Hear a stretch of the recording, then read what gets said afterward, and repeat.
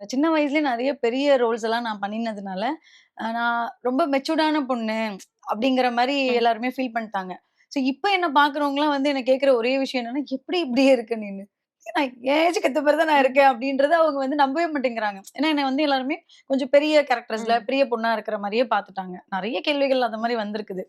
"எப்படி இப்படி? எப்படி இப்படி?" அப்படிங்கிற கேள்வி இப்ப வரைக்கும் எல்லாம் கேட்டுட்டே தான் இருக்காங்க. சோ அந்த மாரி கேரக்டர்ஸ் ஏதாவது உங்களுக்கு வராம போயிருக்கா? ரொம்ப வருஷமா இருக்காங்க. இவங்க இதுக்கு செட் ஆவாங்களா தெரியலையே! அப்டின்ற மாரி ஏதாவது கேரக்டர் மிஸ் பண்ணியிருக்கீங்களா நீங்க? கேரக்டர் மிஸ் பண்ணது இல்லங்க. சான்ஸே மிஸ் ஆயிட்டு இருக்கு. ஓகே. இப்ப வந்து ப்ராஜெக்ட்ஸ் எதுவுமே கிடையாது. ம்.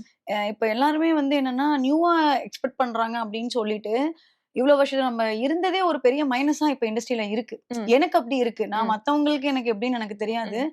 ஆ இல்ல கொஞ்சம் நியூவா பார்க்கலாம். ம். இல்ல கொஞ்சம் யங்கா பார்க்கலாம். அப்படிங்கிறது வந்து ஒரு சம்மந்தமே இல்லாம ஒரு சில விஷயங்கள் சொல்றாங்க. நம்மள ம். ஒரு சில ம். ப்ராஜெக்ட்க்காக பேசும்பொழுது, "ஓ! இவங்களா? இவங்களலாம் தெரியுமே நல்லா நடிப்பாங்களே! ம். ஆனா வேண்டாம் வேற ஆப்ஷன் பாருங்க." சரி ஓகே. எதுக்கு வேண்டான்னு சொல்றாங்க ம். அப்படிங்கிறதுக்கு ஒரு விடையே இல்ல. ம். வடிவேல் மாரி ஆயிட்டு. ம். "எதுக்குடா நான் சரிப்பட்டு வரமாட்டேன். சொல்லிட்டாவது போங்க." அப்படிங்கிற ம். மாரி காரணமே சொல்லாம ரிஜெக்ட் பண்றாங்க. அப்போ ஒரு சில இடங்கள்ல கேட்கும்போது என்னன்னா, உங்களோட எக்ஸ்பீரியன்ஸ் தான். ம். நீங்க ரொம்ப வருஷமா சினிமால இருக்கீங்க. ஸோ ம். புதுசா இருந்தா நல்லா இருக்கும்னு ம். ஃபீல் பண்றாங்க. ம். அதுக்கு எனக்கு விஷயமே புரியல. இப்ப எக்ஸ்பீரியன்ஸா இருக்கிறதே ஒரு குத்தமா ம். அப்படின்ற மாரி ஆயிடுச்சு எனக்கு.